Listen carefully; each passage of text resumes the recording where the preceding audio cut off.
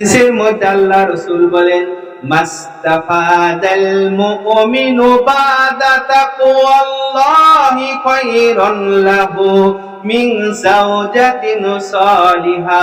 মুমিন বান্দা তাকওয়া অর্জন করার পরে সর্বোত্তম যা অর্জন করে সেটা হচ্ছে নেককার স্ত্রী। মুহাদ্দিসে কেরামে হাদিসের ব্যাখ্যায় বলেছেন, নেককার স্ত্রীর গুণ হচ্ছে 4-5টা।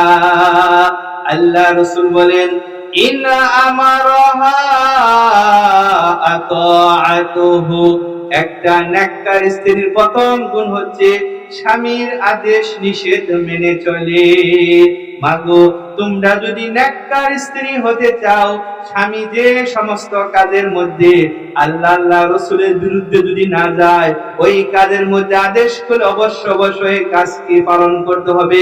নামাজ পড়তে বলে নামাজ পড়তে হবে, পর্দা করতে বলে পর্দা করতে হবে। যে বাড়িতে আসলে স্বামী পছন্দ করে না, তাকে বাড়ির মধ্যে আসতে দেওয়া যাবে না। সে যেভাবে রান্না খেতেছে ওইভাবে রান্না খাওয়াতে হবে। আর যে সমস্ত কাজকে স্বামী পছন্দ করে না, ওই সমস্ত কাজ থেকে বিরত থাকতে হবে। এরপর আল্লাহ রাসূল বলেন, নেককার নারীর 2 নাম্বার গুণ হচ্ছে ওয়া ইন্নাযারা ইলাইহা সাররাতুহু। স্বামীকে আনন্দ দান করা। স্বামী যদি তার দিকে তাকায়, স্বামীকে আনন্দ দান করে।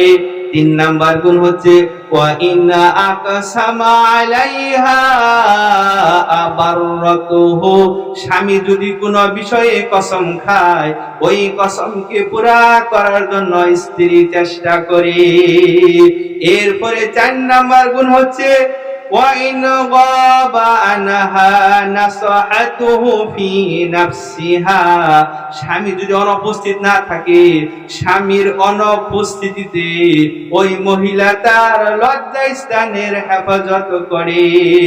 এরপরে 5 নাম্বার গুণ হচ্ছে ওমালিহা।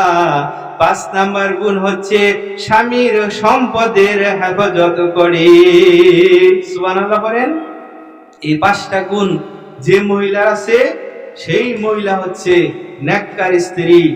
এই নেককার স্ত্রীর অনেক দাম।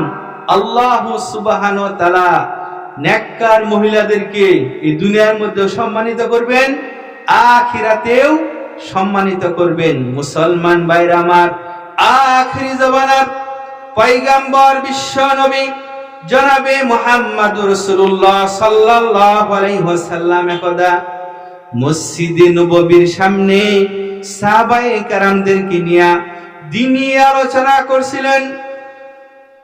এমন সময় দেখে একটা বৃদ্ধা মহিলা আল্লাহ রাসূলের পাশে আসলো। ওই মহিলা সার সঙ্গে সঙ্গে আল্লাহ রাসূল দাঁড়িয়ে তার কাছে চলে গেল, অত্যন্ত সম্মান করলো। এরপরে গায়ের চাদরটা তাকে বিছিয়ে দিল। বিছানোর পরে ওই মহিলা কিছুক্ষণ বসে থাকার পরে আল্লাহ রাসূলের কাছ থেকে চলে গেল। সাহাবায়ে কেরাম বলল, ইয়া রাসূলুল্লাহ, এই মহিলাকে তো চিনলাম না, আপনি এত সম্মান করলেন, গায়ের চাদরটা পর্যন্ত বিছিয়ে দিলেন, এরপরে আবার সম্মান করে তাকে এগিয়ে দিলেন। আল্লাহ রাসূল বলল, সাহাবীরে, আমি তো আমার ছোটবেলায় বাবা হারিয়েছি, মা হারিয়েছি। আমার মায়ের দুধ একটা তকদিরে আমার বেশি একটা হয় নাই। আমি যার দুধ খেয়ে ছোট থেকে আস্তে আস্তে বড় হয়েছি, উনি হচ্ছে আমার দুধ মা হালিমাতুস সাদিয়া। সুবহানাল্লাহ বলেন। এত সম্মান আল্লাহ রাসূল মহিলাদেরকে দিয়েছেন।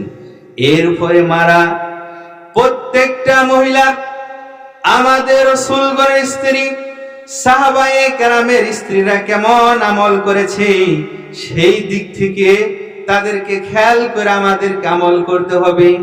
আল্লাহ রাসূলের স্ত্রী হযরত খাদিজা রাদিয়াল্লাহু তাআলা আনহা, আল্লাহ রাসূলের প্রথম স্ত্রী হযরত খাদিজা রাদিয়াল্লাহু তাআলা আনহার বয়স যখন 40 বছর, আর আল্লাহ রাসূল টকবগে যুবক, তার বয়স 25 বছর।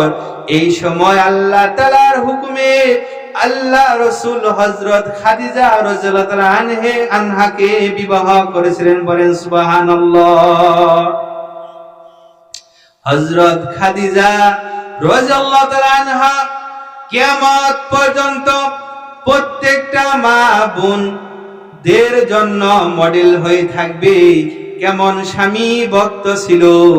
আল্লাহ রাসূল যখন হেরা গুহার মধ্যে ধ্যানমগ্ন থাকতেন, অনেক যুবক আছে যে হজে যায়, ওই হেরা পর্বতের মধ্যে ওঠার জন্য সাহস করে না। একটা 40 বছরের বৃদ্ধা মহিলা আল্লাহ রাসূলের জন্য খাবার নিয়া প্রত্যেক দিন বা 2 বার করে উঠেছে আর 2 বার ওইখান থেকে নেমেছে।